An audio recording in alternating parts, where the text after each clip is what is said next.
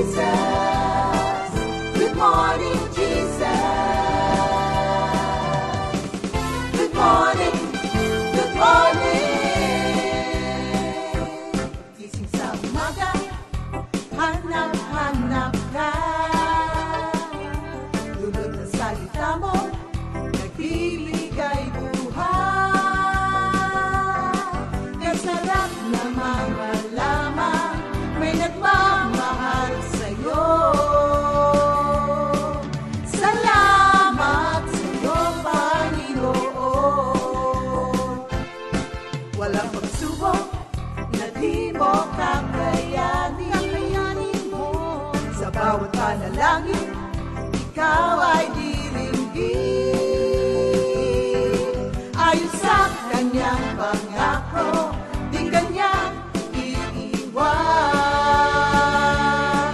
Salamat sa'yo, Panginoon. O kay buti mo, Panginoong Jesus. Kay ganda ng buhay kong taglay. Sa'yo lang ang papuri, sa'yo lang ang luwalhati. Sa aking buhay, ikaw ang number one. O kay buti mo, Panginoong Jesus. Kay ganda ng buhay kong taglay. Sa'yo lang ang papuri, sa'yo lang ang luwalhati. Sa aking buhay, ikaw ang number one. Sa aking buhay, ikaw ang number one. Sa aking buhay, ikaw ang number one. Gising sa umaga, hanap-hanap ka. Lulot ang salita mo, nagbibigay buhay. Ang sarap namang malaman, may nagmamahal sa'yo. Salamat sa'yo, Panginoon. Walang pagsubok na di mo kakayanin mo. Sa bawat panalangin, ikaw ay diringgin. Ayon sa kanyang pangako, di kanyang iiwan. Salamat sa'yo, Panginoon. O kay buti mo, Panginoong Jesus. Kay ganda ng buhay kong taglay. Sa'yo lang ang papuri, sa'yo lang ang luwalhati. Sa aking buhay, ikaw ang number one. O kay buti mo, Panginoong Jesus. Kay ganda ng buhay kong taglay. Sa'yo lang ang papuri.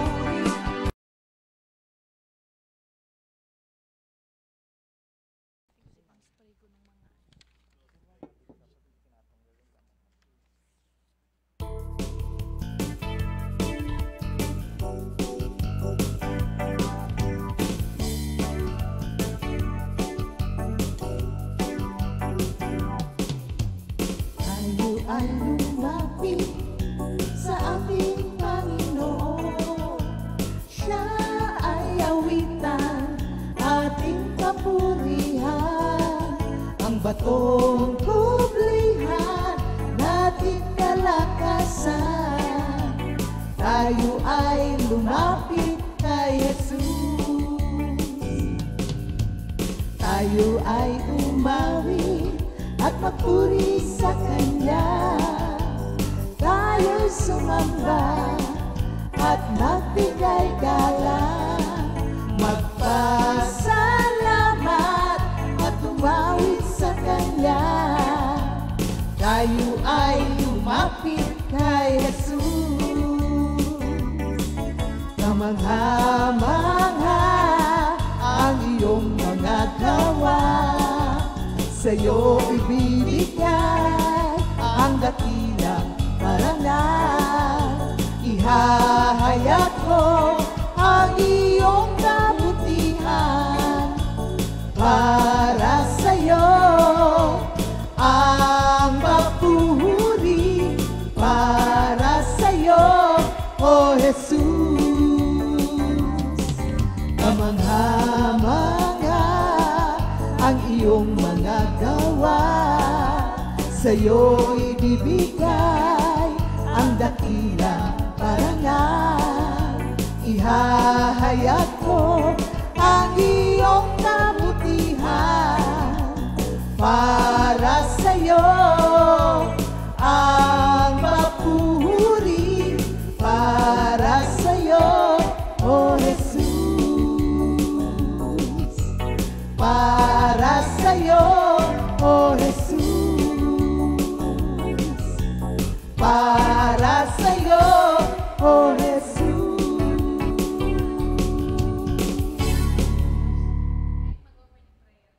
Thank you, Lord. Thank you, Jesus.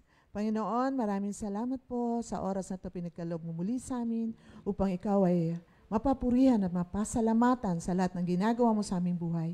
Lord, kayo po ang manguna sa amin sa lahat ng aming gagawin. Patnubayan niyo po ang aming gawain ngayong umaga.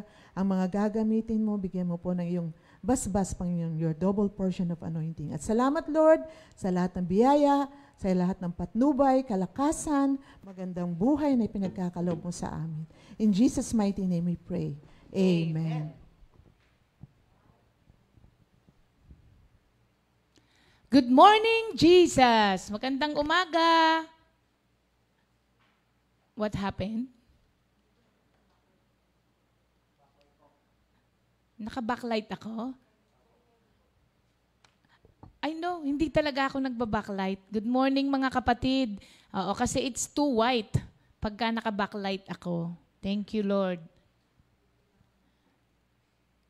Good morning mga kapatid. Kamusta po ang iyong linggo? Linggo lang kahapon, ano? Kamusta? Anong pangalan? Ano yung sinasabi natin? Kamusta ang buhay?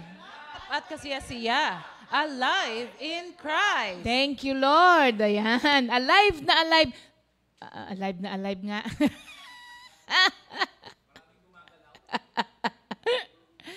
Okay ba, mga kapatid? Hindi ba nawala yung aking ano?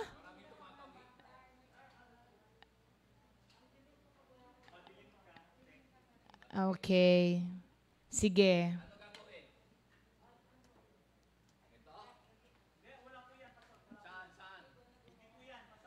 Maraming salamat sa Lord dahil umaga na naman po ng Lunes, panibagong linggo na kailangan po ay mapuno ng pag-asa. Ano, mga kapatid?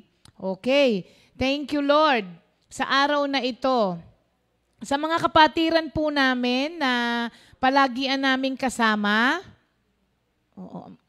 madaming ugong-ugong, okay? Sa mga kapatiran po natin na palagi namin kasama, nagpapasalamat po kami dahil hindi niyo po kami iniiwan. Sana po yung mga kahit magkatrabaho na, we still find time para po sa pag-aaral ng salita ng Diyos. Ano mga kapatid? Thank you, Lord po. Okay. Dako na po tayo sa ating VOTD at napakaraming kaganapan dito sa aming kapaligiran. Nandito pa rin po tayo sa ating Proverbs 6:16-19. Ito po yung ating series. Natalakay na po natin, a proud look, a lying tongue, a hands that kill innocent people, a heart that devises wicked plans, feet that hurry off to do evil. At ngayong araw po na to, a witness who tells one lie after another. Doon tayo, mga kapatid, sa umagang ito. So, kung mapapansin po ninyo, ang ating topic for today, sa mga verses ng Proverbs 6 na yon, 2 beses na po nating narinig ang tungkol sa pagsisinungaling. 'Di ba? A lying tongue. Tapos ito, a false witness who utters lies. So, pag makita mo, 'di ba, 2 beses, yung tungkol sa dila. Dito po, ito po ay isang tao who tells others about another's character while knowing they are indeed speaking lies. Ito pong isang ito ay hindi lamang po naglalay in order to protect himself. Hindi lamang din po ito naglalay in order to elevate himself above others. Ito pong tao na to ay nagsisinungaling at siya po, narinig niyo na po ba yung salitang perjury? Ayan. So, ang false witness na to is the one who perjures himself in order to harm others. Pag sinabi niyo pong perjury, ito po yung lying under oath. Yun. Kasi naririnig to lagi sa courtroom, hindi po ba, mga kapatid? So, ito, sinusumpaan pa niya na magsasabi siya ng katotohanan, pero alam naman niyang kasinungalingan ang lumalabas sa bibig niya. Ito po ang tao na ito, a witness who tells one lie after another. At ang tao po na to, ang mga salita niya are intended to harm the life, property, and reputation of another. Alam niyo, yung pagsisinungaling niya na to, actually, is not only for his own benefit. Ang pagsisinungaling po nitong witness na to who tells one lie after another is for the propagation of evil. Kasi alam na po niyang hindi tama yun eh. Tapos sinusumpaan pa niya, hindi. Ito talaga yung nangyari. Pero sa kanya, alam niya na hindi yun ang totoong nangyari. Alam niyo sa Proverbs 17:15, sabi, he who justifies the wicked and he who condemns the righteous, both of them alike are an abomination to the Lord. So, ulitin ko, Proverbs 17:15. He who justifies the wicked and he who condemns the righteous, both of them alike are an abomination to the Lord. So, alam niyo po ba na ang isa pong word na madidescribe mo itong a person who tells one lie after another na kinamumuhian ng Diyos, ang ginagawa po nitong witness na to ay injustice. Hindi makatarungan. Hindi pagkakaroon ng katarungan. So, yun po yung pinopromote nitong tao who tells one lie. Kasi witness siya eh. Ang isang witness, dapat ikaw ay testigo kung ano ang totoong nakita mo, yun ang sasabihin mo. Supposed to be, yun po. Pero ito pong isa na to, kaya sinabing injustice kasi hindi makatarungan dahil hindi mo sinasabi kung ano yung totoong nangyari at kung ano yung totoong nakita mo. Kaya may injustice dito. Sa korte po kasi, kaya po kinakasuhan ng perjury yung mga witnesses. Dapat kasi pag witness ka, hindi ka nagsisinungaling. Kaya nga po sa korte, di ba pinapasumpa ka muna doon na you will tell the truth and nothing but the truth.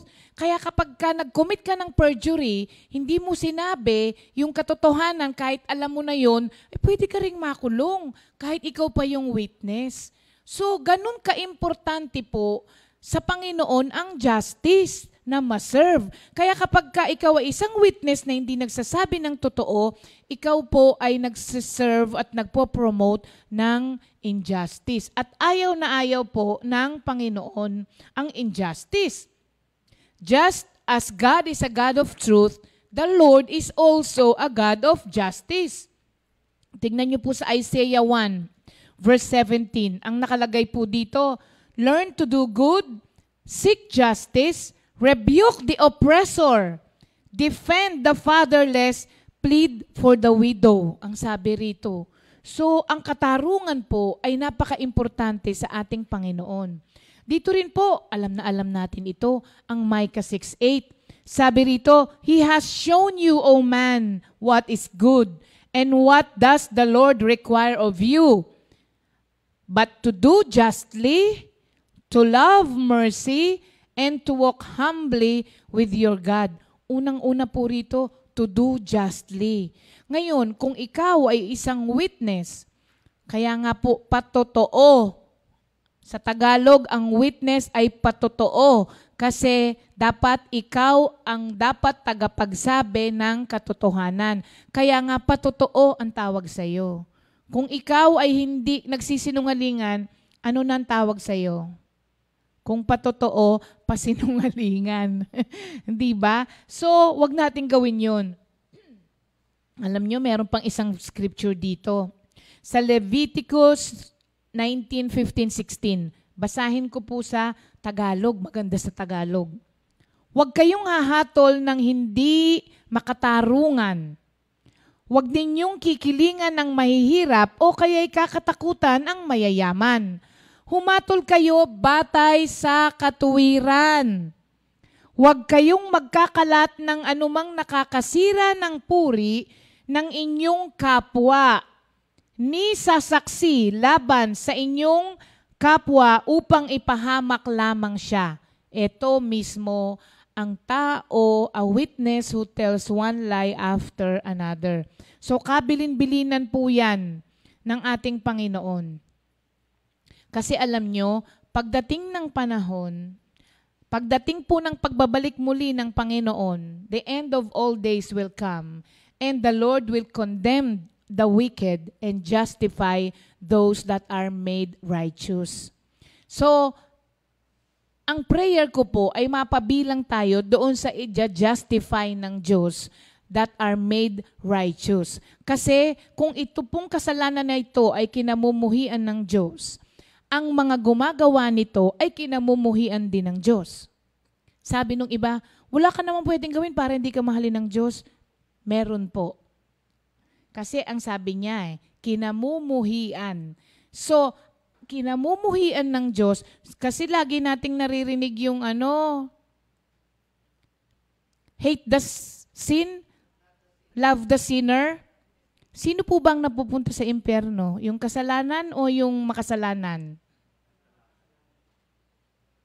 So, meron po, para hindi ka mahalin ng Diyos, yun yung patuloy mo siyang i-reject at patuloy mong gawin yung mga bagay na kinamumuhian niya. Hindi po pwede na mahalin ng Diyos ang kasalanan. Hindi pwedeng mahalin ng Diyos ang kabuktutan. Galit nga po siya doon. At doon po niya tayo nililigtas, mga kapatid. So, hate what God considers to be hateful. Huwag nating mamahalin yung mga bagay na kinukonsider ng Diyos na hateful.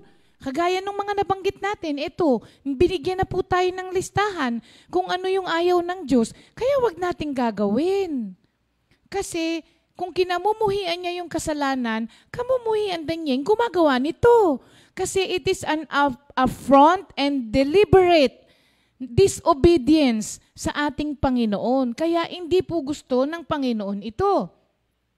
The Lord absolutely hates those who distort the truth, especially to injure others. Ito po yung mga taong witness who tells one lie after another. They distort. Pag sinabi mong distort, binabaluktot ang katotohanan to harm others.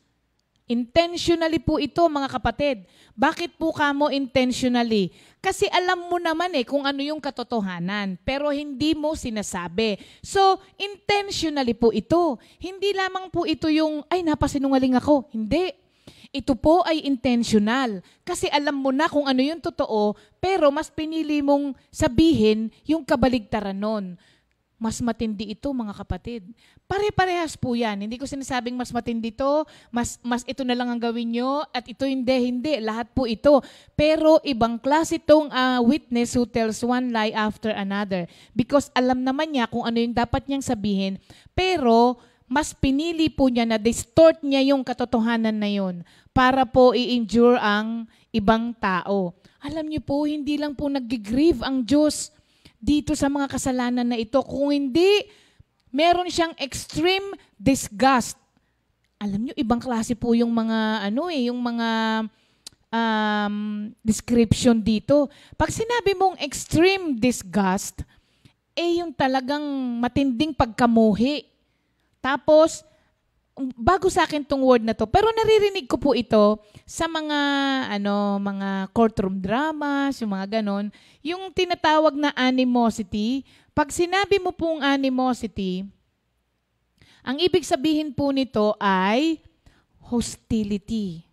Oh, yun. Naku, Diyos me. Pag sinabi mo pong hostility, hostile, may enmity. Ibig sabihin, deep-seated anger. Deep-seated hatred ang enmity. So, kapag ikaw ay taong ganito, the Lord has extreme disgust and animosity towards you. You who seek to harm others. Naku, ibang klase to. Deep-seated hatred ang pagkakaano po dito, no? Ngayon, naisip ko nga kapag mga ganito sa courtroom, akala lang po natin doon nangyayari yon.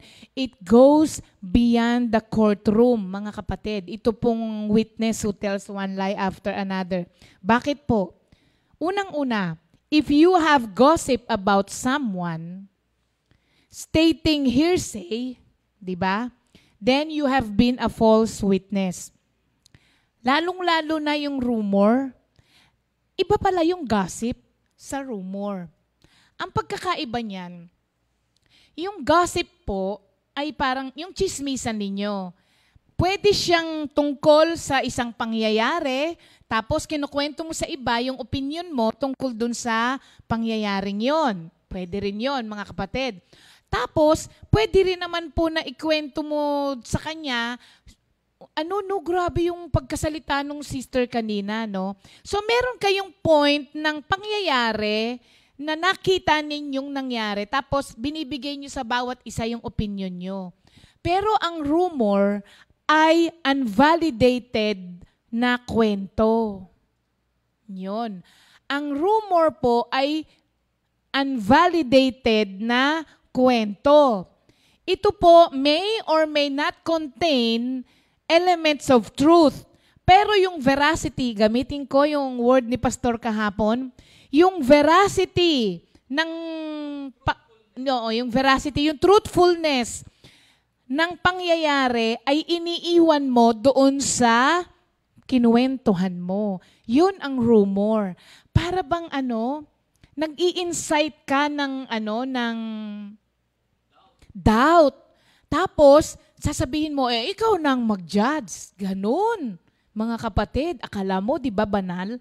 Kasi ako yokong mag-judge. Ikaw na lang ang mag-judge. Pero ang totoo, dun sa kinuwento mo sa kanya, nag-incite ka na ng doubt. Sasabihin mo, ikaw na lang magpasya. Ako wala dyan, pero kinuwento mo na sa kanya. Tapos, ang totoo nun, ginagawan mo lang siya ng something to think about at tinuturuan mo siya na ikaw ang magsabi kung anong akala mo doon sa nangyaring yun. Rumor yun, mga kapatid. Kasi, naglalagay ka ng mga bagay sa ibang tao para madagdagan kung ano yung inisip mo na para sa taong yun. Iba naman sa kanya. Tapos pag nakwento niya sa iba, ayan na, sabi ko na nga ba kino-confirm mo yung kalokohan mo, parang ganun. Kaya ang nangyayari, nagkakast ka ng mga salita sa ibang tao para i-confirm kung ano yung mga naisip mo na masama tungkol sa tao na yun. Ano din yun, mga kapatid, ha? Ano rin yun? Telling lie din yun, ha? A witness din, ha? Who tells lie. So, hindi lang ito sa courtroom, hindi lang yon. So, okay? You have also been a false witness kapag nag-misrepresent mo ang ibang tao. or yung ginawa sa'yo ng ibang tao. Pag sinabi mong misrepresenting kung ano yung ginawa sa'yo ng ibang tao, halimbawa, sinabihan ka ng ibang tao. Ikukwento mo ngayon yon sa iba, alam mo, grabe yung si ano. Sinabihan ba naman ako ng ganito? Pero hindi mo kinuwento sa kanya kung bakit ka sinabihan nung sister na yon. Ang kinukwento mo lang sa kanya ay yung action ng other party, pero hindi mo kinukwento kung bakit naging ganon ang action at sinabi sa'yo kung ano yung ginawa mo, ba't ka sinabihan ng ganon. Yun. Misrepresentation yon, mga kapatid. Nagalit sa akin si ano, pero hindi mo kinuwento doon sa kinuwentuhan mo kung bakit nagalit sa'yo yung kinukwento mo. Ang sinasabi mo lamang yung side nung kinainisan mo dahil pinagalitan ka. Pero hindi mo kinuwento kung bakit ka pinagalitan dahil may ginawa ka rin. Misrepresentation ang tawag doon. Misrepresentation is also exaggeration. Yan ay mga bagay na maliliit. Alam nyo, lagi ko pong dinidiscuss nung mga nakaraan, yung mga maliliit. Kasi doon po tayo hindi aware. Doon po tayo unaware sa mga maliliit na bagay na ang akala natin, wala naman, hindi naman, wala namang kwenta yon. Akala lang po natin walang kwenta hanggang masanay na tayo at hindi na natin tinitreat as a sin yung mga ginagawa natin na yun. Kasi sasabihin natin, maliit lang naman. Doon po tayo kinakana ng kaaway. Okay? Exaggeration is also being a false witness. Pag sinabi, laging nababanggit ng mami dati, di ba, ng buhay ang mami, ilan ang umattend? Marami po, me. Ilan? Laging sinasabi ng mami, mga ilan. Ganun ang mami kasi gusto ng maming ipalabas kung ilan talaga. Gusto niyang ipalabas yung katotohanan. Kaya hindi siya pumapayag, ilan ang umattend sa prayer meeting mo? Marami po, ilan. Laging sinasabi ng mami. So, you tell it like it is. Di ba? Lagi ko po yung sinasabi din kay Pastor minsan pag yung nagkakwento, Beb, wag exage. Kailangan sasabihin mo kung ano ang nangyari lamang. Wag mong i-exaggerate. Kasi pag nag-exaggerate ka na, meron na pong kasinungalingan doon. Kasi dinagdagan mo na yung totoong nangyari. So exaggeration is also misrepresentation. At yun po is also being a false witness.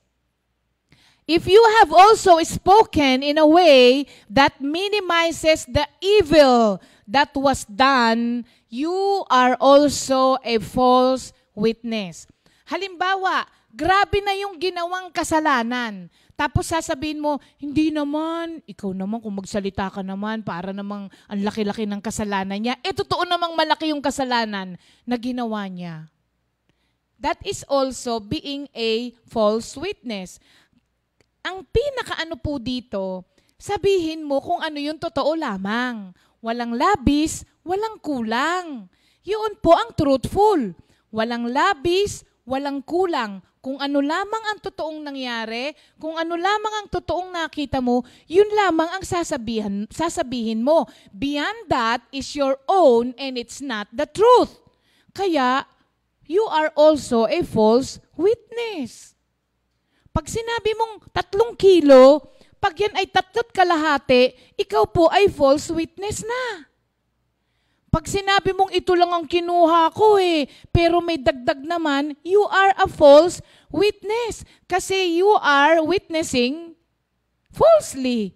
Ganun po kadali. Kasi hindi totoo yung sinasabi mo. So, kailangan po natin yung mga gawain natin lagi, araw-araw.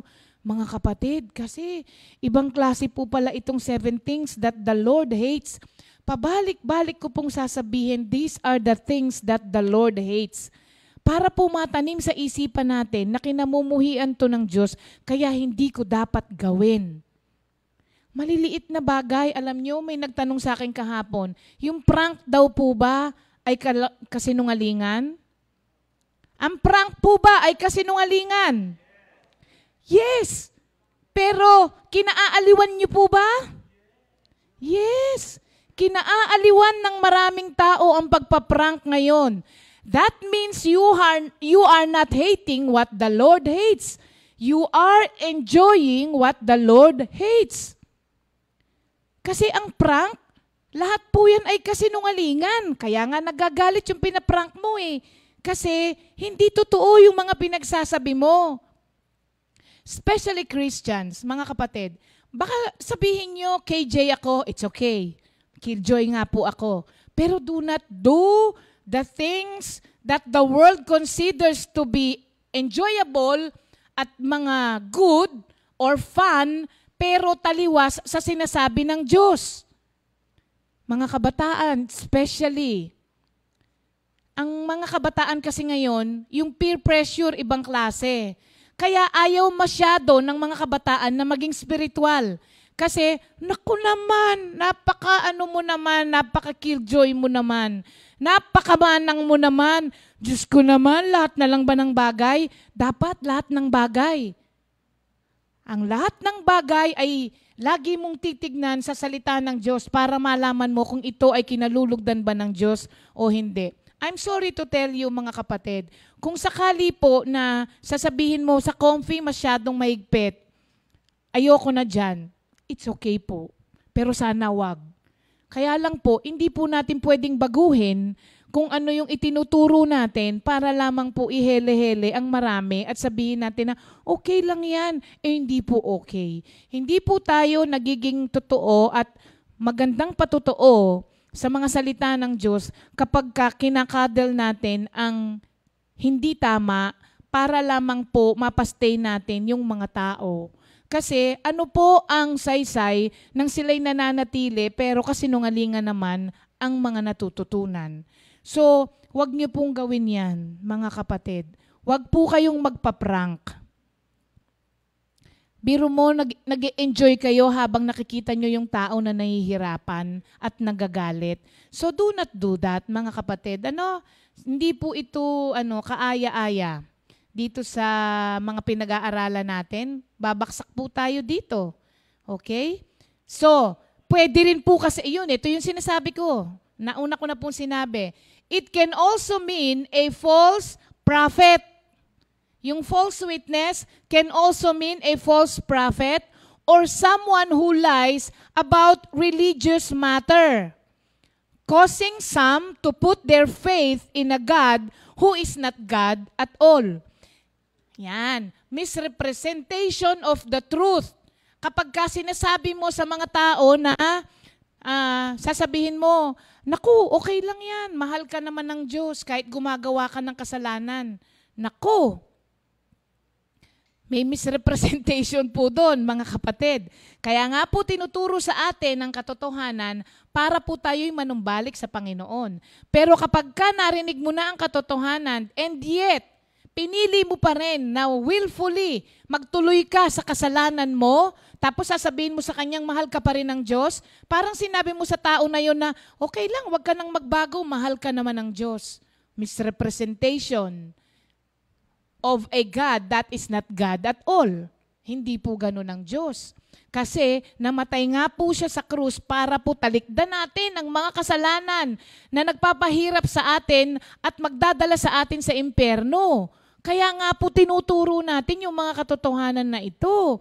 So misrepresentation din po yun na nagtuturo ka ng mga bagay na maka-Diyos sa ibang tao na hindi naman sinasabi ng salita ng Diyos. Ay, hindi rin po yun tama, mga kapatid.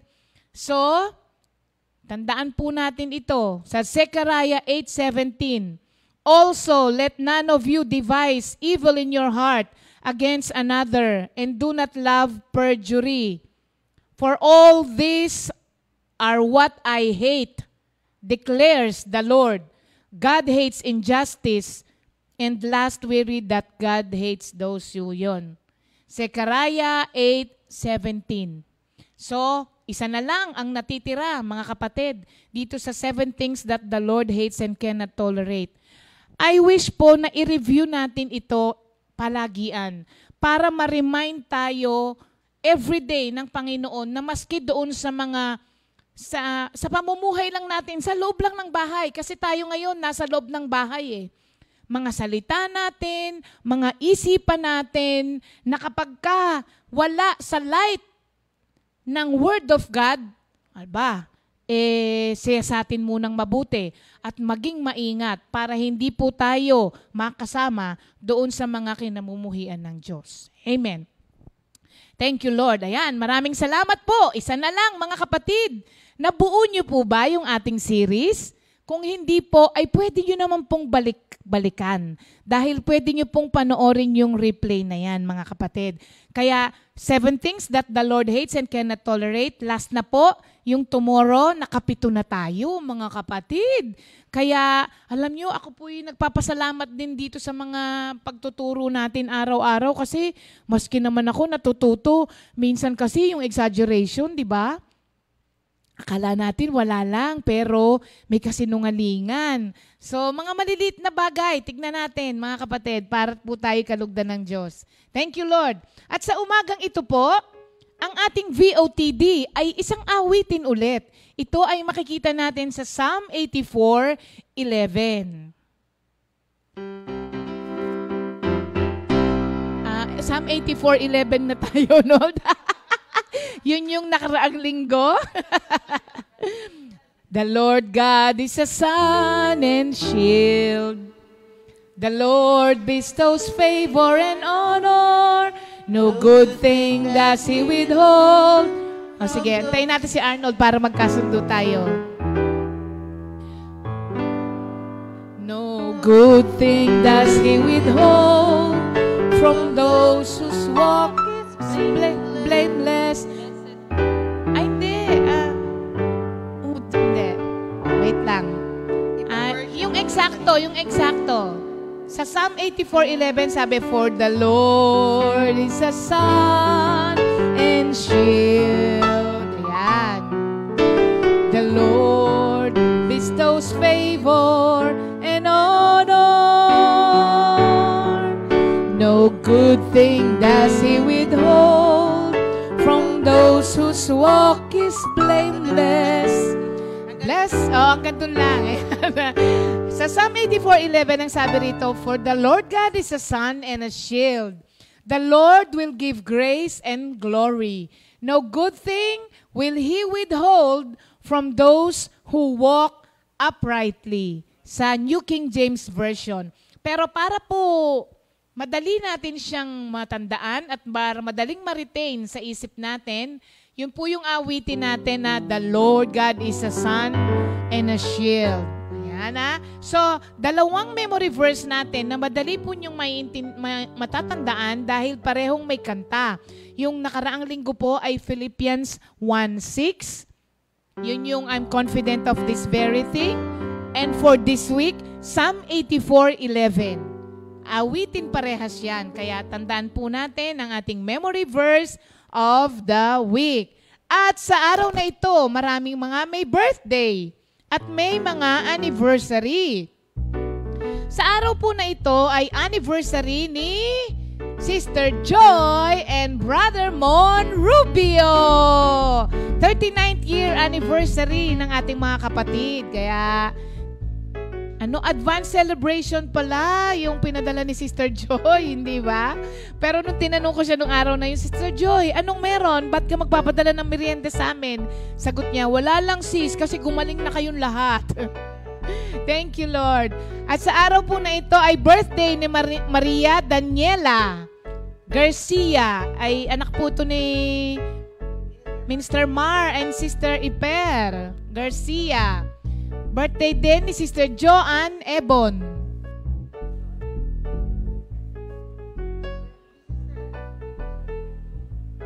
Sister Joanne? Kapatid ni? Oh? Anak ni Sister Lina Bacani. Okay. Sister Joanne Ebon. At, birthday ngayon ni Brother Rainier Kakanindin. Brother Rainier, happy birthday. Asawa ni Sister Annalyn Kakanindin yan. Birthday din ngayon ni Brother Robin Alamag, na anak ni Sister Virgie Alamag ng ating kamanggagawa sa Kalo. Tapos kahapon, belated happy birthday, Sister Dame, ng ating San Antonio Outreach. Happy birthday, Sister Dame. Awitan natin ang ating mga kapatid. Happy, happy birthday. Happy, happy birthday.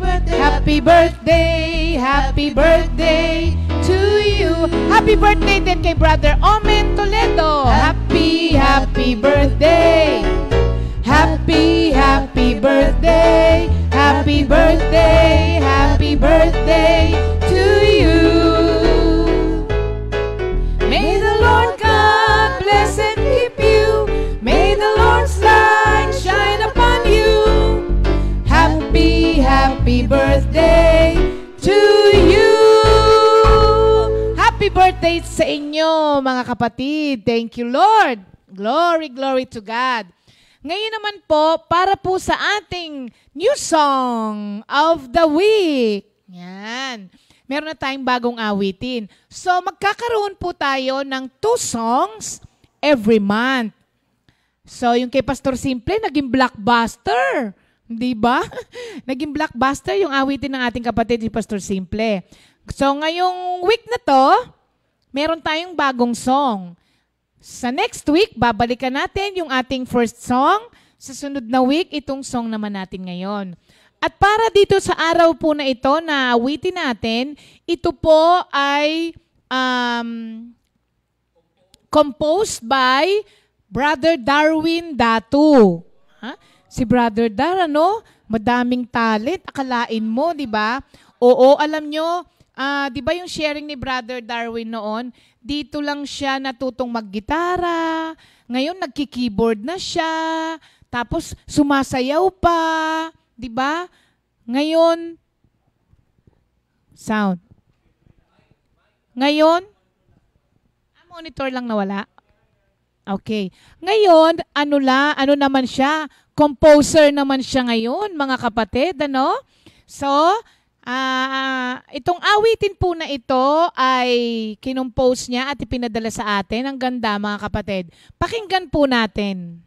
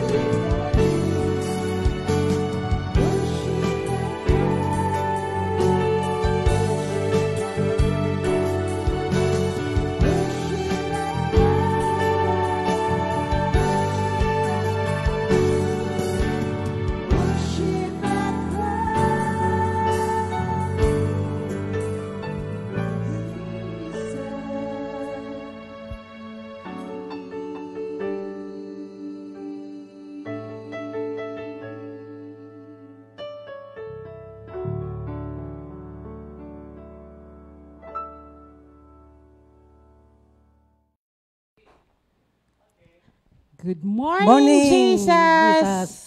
Thank you, Lord. Thank you, Lord po kay Brother Darwin. Napakaganda pong awitin. Sing to the risen King. Thank you, Lord, Brother Darwin, for sharing your song with us. At salamat din po sa mga kumanta at sa mga naglapat ng tugtog. Glory, glory, glory to God. Good morning, Amen. mahal. Ito. Yan. Thank God, it's Monday. Monday. Thank you, Lord. Bati muna, Mal. Thank you, Lord, na napakasarap na simulan ang ating linggo na punong-puno ng pasasalamat sa ating Panginoon. Una-una muna, binabati ko muna siyempre yung aking mga pamilya sa Cavite, sila Mame, sila Elaine, sila Kuya sa Caloocan, si Eric sa Galas, sa Quezon City. At si mga si Sister Elisa Orap, saka sila Pastor Lito sa LA. Thank you, Lord. Yung mga taga Bohol din, Nanay Dingding, Hello po. Nanay Asyang, Brother PJ, mga taga Cebu nating kapatiran, mga taga Leyte, Ticatoria family. Praise the Lord. Good morning po mga kapatid. Ayun. Thank you, Lord. Magandang umaga po sa lahat. Thank God it's Monday. Babatiin ko rin po yung aming mga pamilya. Nasa Kogyo, ang Abena family, ang Kogyo Prayer Group. Good morning po, Ninang Cora, Ninong Johnny, Miay, at Ninang Femi. Good morning po sa inyo. At ganun din po yung mga prayer meetings namin. Nung nakaraan, sila ang Bulacan Outreach at ang Youngstown Prayer Group. Mamimiss po namin kayo pero lagi naman tayo nandito. And ganun din po, para po sa aming mga prayer meeting ngayon, see you po later, ang Mahogany. Marcelo Prayer Group. Mamaya tayo magka-prayer meeting. Mamaya po, see you later po. Sa bagong nating schedule. Ayun, opo. Thank you, Lord. Thank God it's Monday. Ngayon po, basahin ko po muna yung aming word sa Awit 30. Teka lang po. Yan. Dito po sa Awit 30, panalangin ng pagpapasalamat, katha ni David. Pinupuri kita, Yahweh, pagkat ako'y iyong iniligtas. Mga kaaway ko'y di mo hinayaang magmataas. Sa iyo, Yahweh, aking Diyos, ako'y dumaing. At ako na may iyong pinagaling. Hinango mo ako mula sa libingan, at mula sa hukay, ako'y muli mong binuhay. Purihin si Yahweh, siya'y inyong awitan. Ninyong bayang hinirang, siya ay pasalamatan. Pasalamatan nyo ang banal niyang pangalan. Ang kanyang galit, ito'y panandalian, ngunit panghabang buhay ang kanyang kabutihan. Sa buong magdamag, luha may pumatak, pagsapit ng umaga, kapalit ay galak. Sinasabi ko sa sarili, pagkat ako'y panatag, kailan may hindi ako matitinag. Kay buti mo, Yahweh, ako'y iyong iningatan. Tulad sa isang muog sa kabundukan, Ngunit natakot ako nang ako'y iyong iwan. Sa iyo, Yahweh, ako'y nananawagan, nagsusumamo na ako'y tulungan. Anong halaga pa kung ako'y mamamatay? Anong pakinabang kung malibing sa hukay? Makakapagpuri ba ang mga walang buhay? May papahayag ba nila ang iyong katapatan? Pakinggan mo ako, Yahweh, at kahabagan. O Yahweh, ako po sana'y tulungan. Pinawi mo itong aking kalungkutan, pinalitan mo ng sayaw ng kagalakan. Pagluluksa ko ay iyong inalis, kaligayahan ang iyong ipinalit. At sa verse 12 po, aawit sa iyo ng papuri at hindi ako tatahimik. O Yahweh aking Diyos, pasasalamat ko'y walang patid. Thank you, Lord. Ano po bang natin ngayong araw na ito? Di po ba, may mga theme po yung ating morning devotion palagi, di ba? Daddy, yung Monday, thank God it's Monday. Yung Tuesday natin, Christtalk Tuesday. Oo. Tapos yung ating Thursday, Throwback Thursday. Ang ating Friday, Family Day. At tapos yung Saturday natin is Patriarchal Day. So ngayon po ay Lunes. And thank God it's Monday po. So yun nga po. Napakahalaga po sa ating pong araw na ito, gusto po namin i-share sa inyo kung ano po yung halaga nung pag-express ng gratitude, yung nagpapasalamat. So, una po kinuha ko, what is gratitude? Tuloy na ako, Daddy, di ba? What is gratitude? Bago yan, Mr. Tata, no? Ayan, ito yung first part po. Kasi ito po napakagandang segment din para kami mga manggagawa ay magpasalamat sa Panginoon sa mga nangyari sa amin sa mga nakaraang week. Apo. Kung inyong mapapansin, every Monday nga, may mga couple na tandem nga na ang kanilang sharing ay pagpapasalamat sa mga nangyari sa amin, sa mga naganap dito po sa Comfy Compound. Kaya abot-abot talaga yung aming Thanksgiving sa Panginoon. Salamat sa Panginoon. Amen. Meron tayong segment every Monday to thank the Lord. Amen. Ayun. Pero ito nga po, what is gratitude? Umpisan po natin sa pagpapasalamat. So what is gratitude? Sa dictionary po, ang ibig po sabihin nito, the quality of being thankful, readiness to show appreciation for.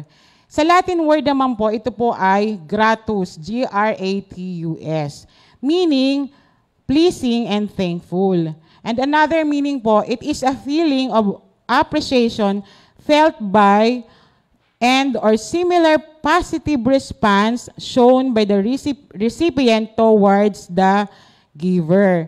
So, ano po yun kung ano po yung positive response po, pagka nakatanggap, ang positive response po natin is to give thanks. So, yun po, sabi nga po dito, in everything, give thanks. So, nilagay ko po dito note, expressing gratefulness to God is a spiritual practice. Spiritual practice. It is important in our spiritual journey. So, ito po, naalala ko kasi, di ba mahal, nung nagpe-prayer meeting po yung ating mga kabataan nung summer, nung bakasyon. Di one time po umuwi si Lucas, sabi ni Elmer kay Lucas, anong natutunan mo ngayon? Sabi ni Lucas, Daddy, kahit pala magdiglo, dapat magpasalamat. Diglo. Alam niyo po ba mga kapatid kung ano ibig sabihin ng diglo? Diglo. Daddy, diglo. Part. Ayun.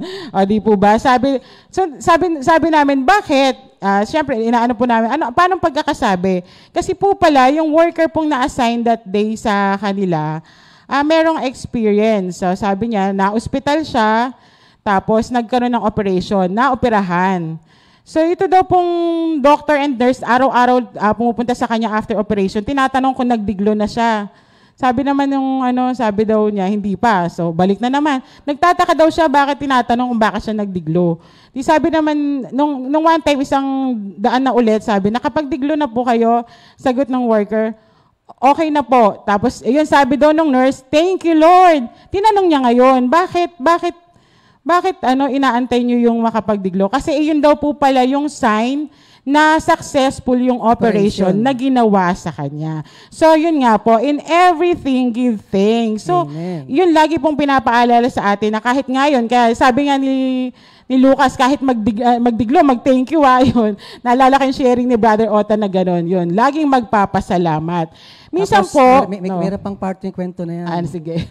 Sabi nga ni Lucas, natutunan nga ni Lucas na kapag pala nagdiglo ka, dapat pala magpapasalamat. Habang nagkukwentuhan kami, nadiglo ko. Sabi ko, ano sabihin nyo? Thank you, Lord. Ayun. Kaya magpasalamat. Ayun. Di po ba? Ngayon po kasi, sa atin po bilang mga Kristiyano, minsan, ninineglect po natin. Thank you, Lord. Ibighay na lang. Ayan. Thank you, Lord. In everything, give thanks. Thank God it's Monday. Wala pong makakapigil sa atin para magpasalamat sa Panginoon. Dahil sabi nga po, it is our spiritual practice. So ano man ang mangyari, patuloy tayong magpasalamat sa Panginoon. Pasensya na po sa ating interruption kanina. Pero sabi nga, give thanks for In all circumstances. Ayun. So, balik po ako. Hindi ko alam kung saan ako naputol doon, pero tuloy ko na rin. Minsan po kasi sa buhay nga po ng Kristiyano, na ano na tayo, yung nasanay na tayo sa mga pangyayari sa araw-araw. So, minsan, nagiging mandated yung ating mga ginagawa. Minsan, hindi na tayo nakakapagpasalamat sa Panginoon. Ang nangyayari na lang, inaabangan na lang natin yung mga, halimbawa, merong taong biglang naglakad. Pilay, ibig sabihin pilay, tapos biglang naglakad. Minsan, yun yung inaabangan natin na ipagpapasalamat. Yung merong kang natanggap mula sa taong hindi mapagbigay. Parang napaka-imposible, iyon yung ipinagpapasalamat mo. O kaya meron kang natanggap na mamahaling bagay na hindi mo inaasahan o tumanggap ka ng perang malaki. Diba? Minsan, yun po yung nagiging system ng mind natin na yun lang ang ipagpapasalamat. Pero sabi po sa atin dito, it is our spiritual practice. It is part of our journey. Ando dun po ang ating pagpapasalamat sa Panginoon. I-remind ko din po na nung tayo tumanggap sa Panginoon, meron po tayong dun yung sa prayer of acceptance. Sabi dun, di ba, yung si Lord ang mangunguna sa buhay natin. So minsan po tayo nakalimutan natin na sa lahat ng bagay na nangyayari sa buhay natin, kalooban ng Panginoon. Diba? Naalala ko yung sharing ni Pastor Rafi kahapon. Malungkot po talaga na maranasan natin yung mga ganong bagay. Pero sabi nga, iyon ang kalooban ng Panginoon. At si Lord ang nagpo-provide ng provisions, ng comfort, to move on. Kasi si Lord pa rin ang may hawak eh. Siya pa rin yung may control, di ba? Siya pa rin yung may control sa lahat ng bagay. So ano ang posisyon natin bilang may relasyon sa Kanya? Patuloy po tayong magpasalamat. Sabi nga, we experience His grace and that everything happen in our lives is happening as per His kalooban. Naalala rin ko nga po kasi nung nilagnat, ito na po yung aming story nung panahon na kami ay nagkasakit. Una po kasi nagkasakit sa amin si Brother JB po. Nilagnat po siya. Pero during those time kasi umuulan-ulan na, di ba Daddy? Umuulan, tapos madalas na po kaming magtuob. Kasi nga pangit yung panahon eh. So parang namin. So nanilagnat po si JB, overnight lang. Tapos thank you Lord, 24 hours paracetamol. Wala sila, after that, wala nang ubo, walang ganyan. Tapos, sumunod po ako ba o si Lucas? Ako yata no? Ako po. Ang lagnat ko po kasi yung dito, isang Saturday night, so hindi po ako nakapag-Sunday. Lagnat lang din po, pero wala naman akong ubo din nun, di ba? Wala po kaming ubo. Thank you Lord kasi compared po sa naranasan nila Brother Jerry, mas mabigat kasi siya nag-workout, kami hindi naman kami nag-diet that time. Ayun, kaya sabi ko nga sa inyo, may lamang yung taba, walang bawas mga kapatid. Ayun, thank you Lord. So yun, tapos sumunod si Lucas, yung pagdating kasi niya galing kila Sister Jam, automatic dahil mabilis, na-observe na po kasi namin na mabilis yung lagnat dito. So pagdating niya, minonitor na natin ang pag-inom ng paracetamol. So, thank you Lord, okay naman. Tapos, ito nga po yung nangyari kay Brother Elmer. Actually, siya na yung lagnat. Saglit lang naman siya, pero siya yung nag-monitor sa mga bata na wala nang lalabas, hindi na, magstay na lang sa kwarto. Kasama siya. So, nung time na yun, parang first week, second week ng August yun eh. Ako lang po ang bumababa. Kahit yung lagnat kong yun, kasi parang wala naman dahil dumaan lang, ganun, nagpahinga lang dahil puyat kami dati, tapos dumaan lang. So, reporting po agad kami, balik ulit sa sa ginagawa po namin. So, hindi ko po napapansin si Brother Elmer. So, yun nga, sabi niya, di ba, hindi siya nakakatulog pala. Kasi naman po ako, pag uwi ko, syempre, di ko alam nakakatulog kasi tulog na ako. Kaya hindi ko napapansin. So, pag akyat ko naman sa kanya, ayun. Tapos nung nga po, ayun na pala.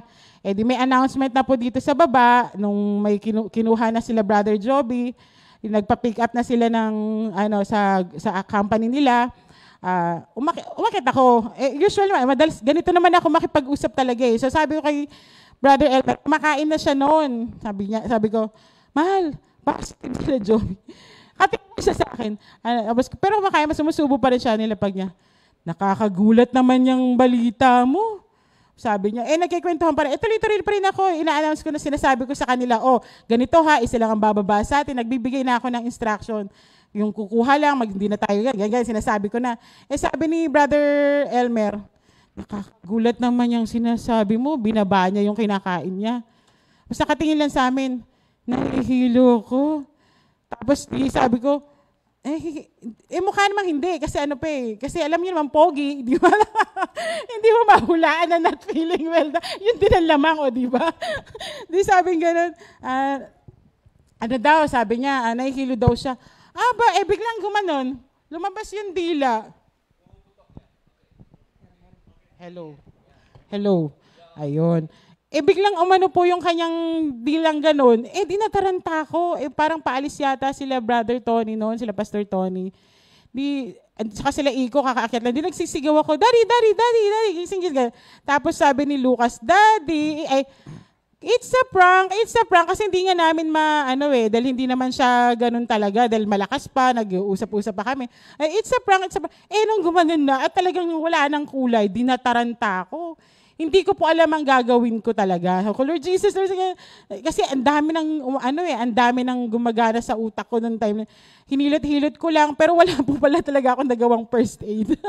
Ang nakapindot po sa kanya, nagbigay ng sa kanya din, yung pagpindot ni Ate Jane sa kamay niya. Tapos paglagay ng yelo ni Pastor Tony sa batok niya. So, ang sagot niya agad, nung ginagising siya, sabi niya, hindi, nagutom lang ako. Ganun lang. Tapos hanggang sa makabalik na siya. Tapos inano na namin. Yun yung situation na parang worse sa amin that time. Kasi natakot din naman ako kasi dinala natin sa ospital si Sister Linda noon nung time na yon. So talagang yung atmosphere sa paligid talagang iba. Pero thank you Lord kasi andun lahat yung wisdom na ibinigay ng Panginoon sa mga kapatiran. At yun nga, patuloy kami nagpapasalamat sa mga tinanggap namin mula po sa mga kapatiran na talagang, pati po ang mga panalangin yung malaki pong bagay. Tapos di ba na-share din po ni Brother Elmer yung sinabi sa kanya ni Ate Lisa na tawagin lang kasi naitawag ko agad sa kanya yun. Sabi ko, nag-pass out si Elmer. Tapos yun, nag-usap nga sila na sabi, tawagin nga si Jesus. Dito po, na-realize po natin yung surrendering. When you surrender po, God promptly fulfills prayer made by spiritual emotions. Means, yung pong ating pag-surrender, pagbigay ng gratitude sa Panginoon, iyan po yung tinatawag ding spiritual emotion. So yung ating gratitude, surrendering, is spiritual emotion. Ayun. May mga pangyayari sa buhay natin kasi we surely know that God is guiding us in our sa buhay natin, kaya patuloy tayo nagpapasalamat. Mga kapatid, ito nga po, tandaan po natin, gratitude begins to build for even the smaller events in our life. So give thanks to God.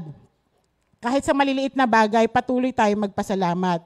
Tapos sabi nga po dito, gratitude is continuous and automatically expressed in heartfelt thoughts. Meaning gratitude is present and reflected in every action. Hindi mo po madadaya yung pagpapasalamat mo. Kasi nakikita po yun, nagre-reflect po yun sa kilos, sa galaw natin, at sa pag-iisip natin.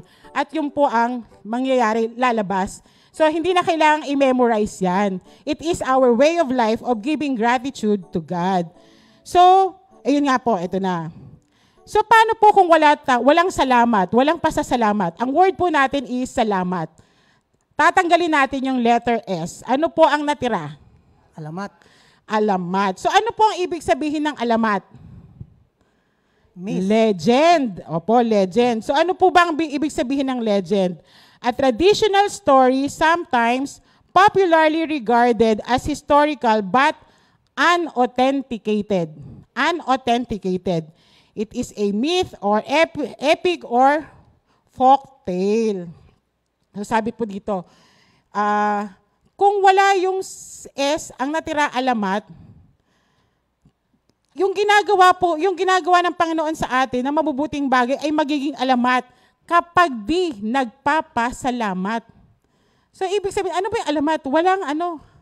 Ibig sabihin, kwento lang. kwento lang. Kasi walang pasasalamat eh. Hindi po mga kapatid, di ba Daddy? Kasi kapag sinabing alamat, parang kwentong di totoo yan.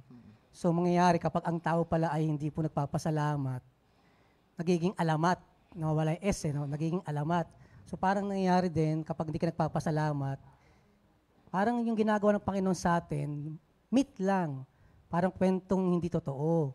Kaya nga napakahalaga na tayo laging thankful upang talagang makita na ang ginagawa ng Diyos sa buhay natin ay tunay, totoo. Ang pagkilos, paggawa ng Diyos sa buhay natin.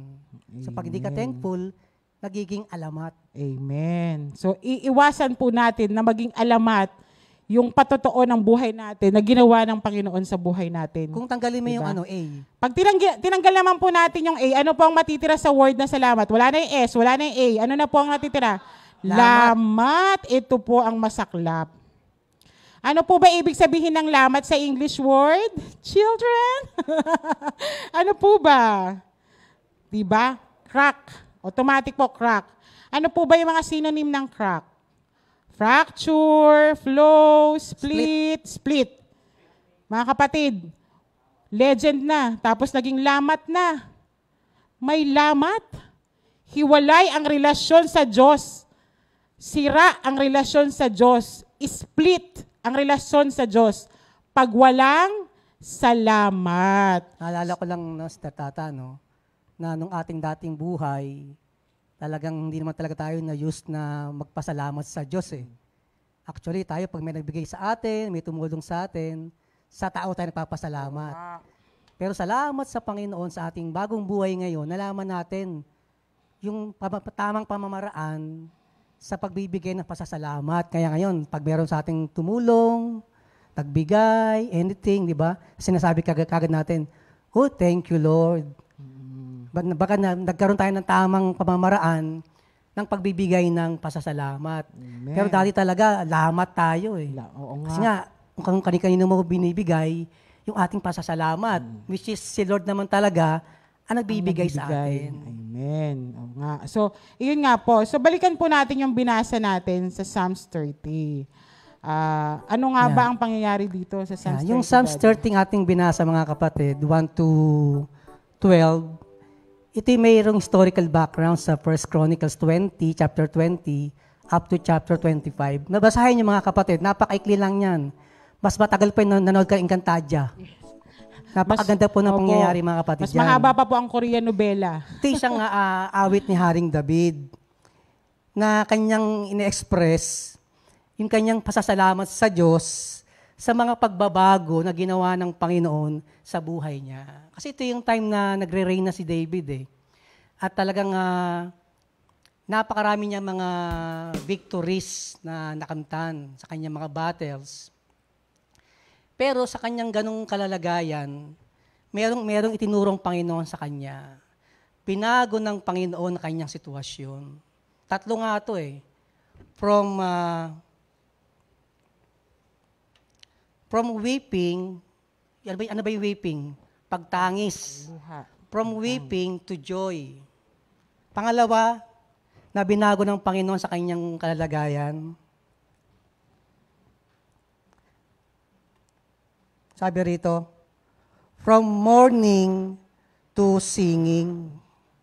So, di ba tayo, kapag nasa comfort zone natin, tapos bilang mababago, mahirap yun.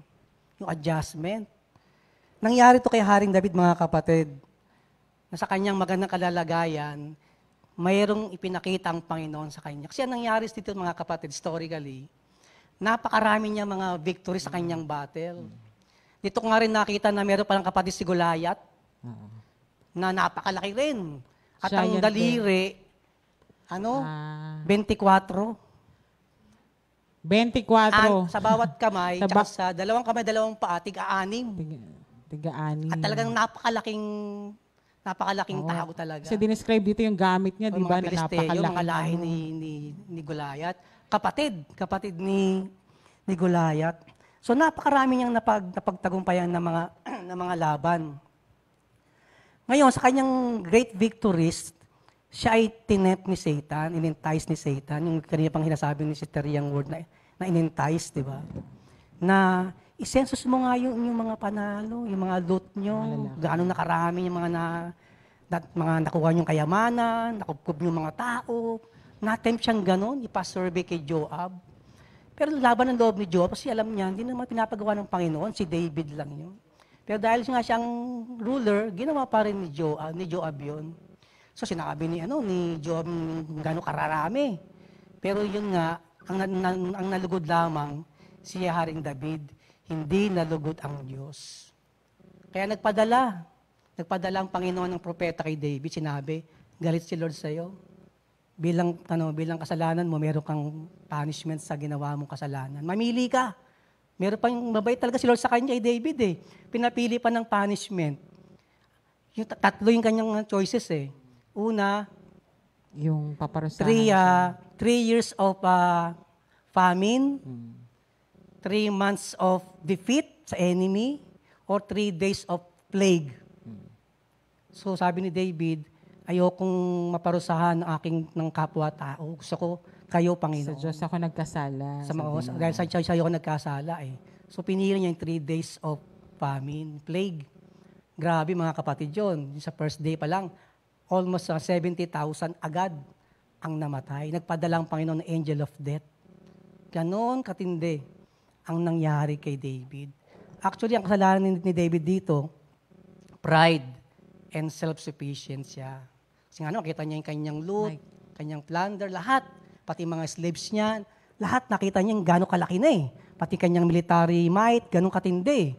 Medyo tumaas ang Yumabang. Yumabang siya. Kaya doon siya dinil ng Panginoon. Sabi ko nga, from weeping to joy. Kasi nalungkot po siya mga kapatid kasi imagine the 70 armies na namatay. Ilan ang families ng 70s na yon. So na-hurt din siya doon. So talagang siya umiyak sa nangyari sa kanyang bayang Israel.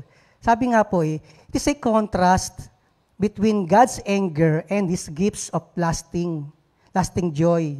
Between weeping and joy, between night and morning. So naranasan yon ni David. Hindi lamang weeping, pati yung sickness. Nagkasakit din si Haring David eh. So tatlong senaryo mga kapatid do. Nagkasakit siya, umiyak siya, at siya ay nagduksa. Pero sa lahat ng mga kanyang naranasan mga kapatid, at sa pagkakasalang nangyari kay David, still, siya ay humingi pa rin ng kapatawaran sa Panginoon. Actually, hindi nga lang siya eh. Yung buong bayang Israel, ang nagduksa, humingi ng kapatawaran sa Panginoon. Kaya nga, bilang pagtugon ng Panginoon kay David sa kanyang paghingi ng kapatawaran, pina-stop na ng Panginoon yung angel of death. Sabi ng Panginoon sa angel of death, isuksok mo na yung espada mo, huwag mo na ituloy yung pamumuksa sa bayang Israel. So dito nga, una-unang ating tingnan, from weeping to joy. Tayo ba'y may mga pag-iyak ngayon, mga kapatid? Tandaan natin, kung meron tayong pag-iyak ngayon, darating din ang ating kagalakan, mga kapatid. Babaguhin ng Panginoon yan. Amen. Hindi lamang weeping to joy. Sabi nga po, from morning, yung morning na hindi good morning, Jesus, morning na pagdadalamhati. Yes. Pagmomorn, from morning to singing. So naranasan ni Haring David na talagang magluksa. Pero itinarn ng Panginoon to sa pagpupuri sa Panginoon. Nung siya'y pinatawad ng Diyos. Ginawa nga ni Haring David siya ay nagsuot ng magandang damit ulit. Kinuha niya kanyang harp, kanya pinatugtog, at sinimulan niyang umawit ng papuri sa Panginoon. Hindi lamang yon, siya ay nagkasakit din sa nangyaring yun.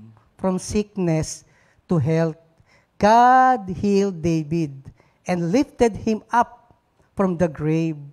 So napakaganda mga kapatid nito sa buhay natin. Lahat tayo, alam ko sa tatlong senaryong to, yung sickness, yung weeping, yung mourning, atin lahat ito naranasan. Tayo man mga kapatid makaranas mo ng ganyang kalalagayan, tandaan natin, babaguhin ng Panginoon yan. Amen. Our sickness to health, our weeping to joy, our mourning to singing. Just like David, mga kapatid. Mahalaga lamang talaga, lagi mong i-acknowledge, mga kapatid, na talagang tayo'y wala kung wala ang Diyos. Kasi nangyari kay David, kala niya lahat ng kanyang great victories dahil sa kanya. Nawaglit sa kanyang isipan na hindi sa kanya yung mga victories na yon. Yon ay talagang won by the Lord. Sabi nga, the battle is the Lord. Kaya sa ating buhay, mga battle yan, yung sickness, weeping, mourning, di ba mga kapatid? Ang dati mga kapatid, yung mga laban na yan, atin yung mapapagtagumpayan dahil sa ating Panginoon.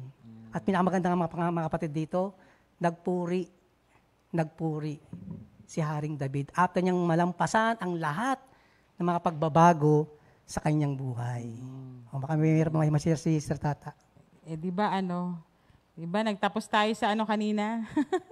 Salamat, Daddy. Lamat. Yung salamat ni Sister Tata. No? Sabi nga, pag tinanggal mo yung S, magiging alamat lang. Huwag naman maging alamat mga kapatid, ha? Ang ating maging pananaw sa mga magagandang bagay na ginawa ng Panginoon sa atin. Huwag din maging lamat. Wag mga kapatid. May isa pa pag tinanggal mo yung lamat. Pag tinanggal niyo po yung L, ano po natira? Amat. Amat, Daddy. Parang yung amat amat. kasi mga kapatid, ano yan street lingo yan Mga salitang kanto ba na amat. Yan kabaliktaran ng word na tama. Tama. Binaliktad. May tama ka. May tama ka, may amats ka. May amats. So mahirap mga kapatid kapag di ka nagpapasalamat. May amat. May amat. Di ba may tama ka pag di ka nagpasalamat? Kaya napakaganda sa buhay natin mga kapatid. Opo. Kung sa ating buhay ay nababago yung ating sitwasyon, na minsan di mo talaga i-welcome yung sitwasyon, just like David, magpatuloy lamang tayo na humingi ng tawad, siyasatin mo kung ano pagkukulang, di po ba? Yun ang laging inaatay ng Panginoon sa atin. Tingnan mo yung mga nagawa mong pagkukulang, humingi ng tawad sa Panginoon, and God will forgive us. 1 John 1:9. Then after that, just like David, patuloy siya nagtamit ng maganda, kinuha yung kanyang instrumentong harp, tumugtog, umawit, at nagpuri sa ating Panginoon. Habang piniplay nga yung kanta ni Brother Darwin, may isang lyrics doon sabi, let us sing to the glory of the King. Yan ang pinakamaganda mga kapatid. Umawit tayo para sa kaluwalhatian ng ating hari. He controls everything. Alam niya lahat ng nangyayari, mga kapatid. Hindi na pinakamahalaga lamang, anumang pagbabago ang ating maranasan, always be thankful. Just like David. He expresses his gratitude sa ating Panginoon sa kabila ng mga pagbabago na naganap sa kanyang buhay. Praise the Lord. Yun nga, di ba sabi, yun may amats, di ba? Sabi nga dito, health tips mga kapatid. Gratitude improve our mental health. Kaya pala, pag hindi ka nagpasalamat, sabi sa mga pag-aaral ng mga doktor sa psychology sa mga mental hospital, pag wala palang pasasalamat, may amats ka. Kaya wag kang huminto sa pagpapasalamat sa Panginoon kasi ini-improve po pala niya ng ating mental health.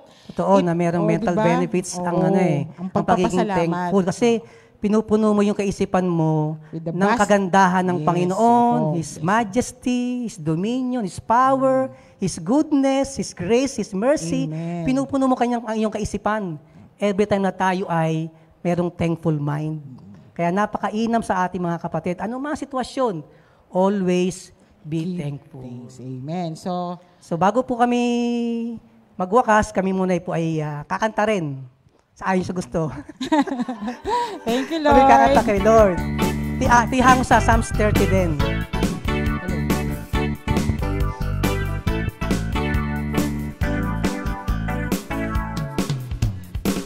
You changed my morning into dancing.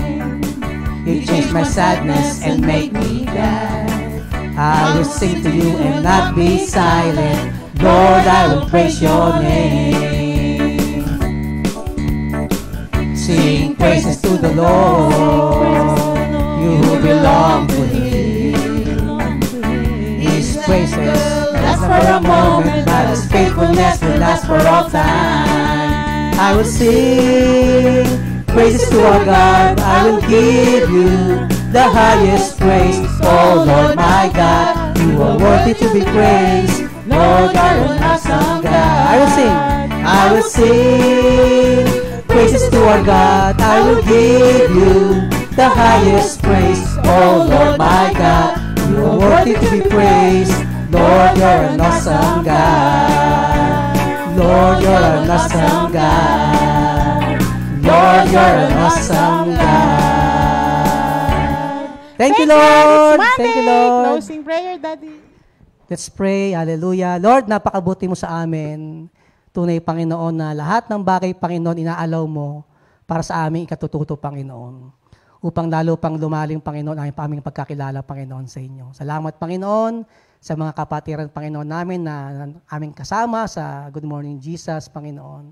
At salamat, Lord, na laging nasisimulan ang aming araw, ang aming linggo, pag-ibong linggo, lagi na inyong mga salita. Tunay, Panginoon, aming gabay, aming patnubay, aming kalakasan, Panginoon, aming kagalakan, Panginoon, palagian ang inyong mga salita. Kaya Lord, nawa, by your grace, magpatuloy kami, Panginoon, na lagi pong, Panginoon, na suportahan, manood palagian, at lagi po kayong unahin, Panginoon, sa umaga. Salamat, Panginoon. Lahat ng pasasalamat, papuri, ay sa lamang. Sa pangalan ni Jesus, Amen. Amen, amen. Thank you, Salamat Lord sa po. Diyos. God bless Salamat us sa Diyos. all. God bless us all.